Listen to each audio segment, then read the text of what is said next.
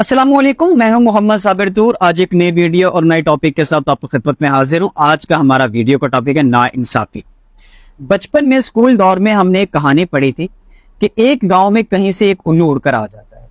جب وہ گاؤں میں بولنا شروع کرتا ہے تو گاؤں والے سرگوشی شروع کر دیتے ہیں کہ اب یہ گاؤں برباد ہو جائے گا، اب اس گاؤں کو برباد ہونے سے کوئی نہیں بچا سکتا، کیونکہ ان کا خیال تھا کہ جس بستی جس گاؤں میں الو بولتا ہے وہ بستی ویران ہو جاتی ہے۔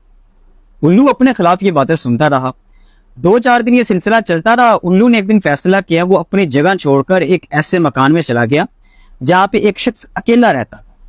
جب وہ شخص رات کو سونے لگتا تو اس کے سر میں ٹھونگے مارتا اور اسے کہتا کہ یہ مکان چھوڑ دو، یہ میرا مکان ہے۔ 1 رات گزر گئی، 2 رات گزر گئی، 3-4 دن یہ سلسلہ چلتا رہا۔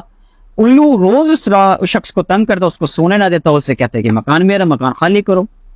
اس شخص نے تنگ آ کر گاؤں کے چودھری کے پاس چلا گیا، اس سے سارا ماجرا سنایا اور کہا کہ اس مکان میرا ہے۔ اس طرح الو آ کے کہتا ہے کہ مکان میرا ہے، وہ مجھے تنگ کرتے ہیں۔ گاؤں کے چودھری نے پنچایت بلا لی۔ پنچایت میں یہ فیصلہ رکھا گیا، سب سے پہلے اس شخص کی بات سنی کہ جس کا مکان تھا، اس نے اپنی بات بتائی، پھر الو کو بات کرنے کا موقع دیا گیا۔ الو سے پوچھا گیا کہ بھی آپ کیا کہتے ہیں؟ الو نے اس طرح سے اپنے دلائل دیے کہ گاؤں کے چودھری نے الو کے حق میں فیصلہ دے دیا اور اس شخص سے کہا کہ بھائی خام خواہ آپ الو کو پریشان کر رہے ہیں، آپ جاؤ اپنا کوئی اور ارینج کرو، مکان الو کا ہے۔ اب وہ شخص حیران تھا کہ میں برسوں سے اس گاؤں میں رہتا ہوں، سب لوگ مجھے جانتے ہیں، مکان میرا، پھر بھی فیصلہ الو کے حق میں دے دیا گیا۔ وہ شخص روتا ہوا ایک طرف جانے لگا، الو وہیں پر بیٹھا رہا۔ جب پنچایت ختم ہوئی تو الو نے سب کو واپس بلایا۔ انہوں نے کہا جب میں اس بستی میں آیا تو آپ سب نے کہا کہ اب الو بولنے لگا ہے تو یہ بستی برباد ہو جائے گی، یہ بستی ویران ہو جائے گی، جبکہ میں نے آپ کو سبق سکھانے کے لیے یہ سب ماجرا کیا۔ آپ سمجھدار ہیں، آپ گاؤں کے چودھری ہیں، مجھے بتائیں کبھی کسی جانور کا بھی مکان ہوا ہے؟ تو گاؤں کا چودھری خاموش ہو گیا۔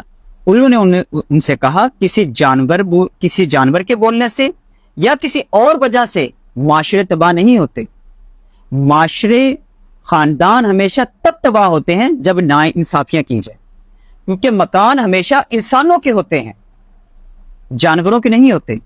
الو نے اس کو مکان واپس کیا اور کہا بھائی یہ مکان تمہارا، تمہیں مبارک ہو۔ میں نے صرف آپ کو بات اتنی سمجھانی تھی کہ کسی کے بولنے سے کچھ نہیں ہوتا، ہمیشہ گھر ٹوٹتے ہیں، خاندان ٹوٹتے ہیں، معاشرے تباہ ہوتے ہیں تو صرف اور صرف ناانصافیوں کی وجہ سے ہوتے ہیں۔ آج اگر ہم دیکھیں تو ہم اپنی بربادی کا کسی نہ کسی کو ذمہ دار ٹھہراتے ہیں۔ اگر ہم اپنے پاسٹ پہ نظر دوڑائیں، ہم سے کوئی نہ کوئی ایسا ضرور غلط فیصلہ ہوا ہے جس کا ہم خمیازہ بھگت رہے ہیں، یا ہمارے پاسٹ میں ہم نے ضرور کسی کا دل دکھایا ہے جس کی وجہ سے آج ہماری زندگی میں پریشانیاں ہیں۔ اگر آپ خاندان کے سربراہ ہیں، آپ کے ہاتھ میں کوئی ذمہ داری ہے، آپ پر واجب ہے آپ انصاف کے تقاضے پورے کریں۔ اگر آپ نے کسی فیملی ممبر یا کسی رشتہ دار سے ناانصافی کی تو زندگی کے کسی نہ کسی موڑ پر اس کی آہ آپ کو بے چین ضرور کرے گی، سوچئے گا ضرور۔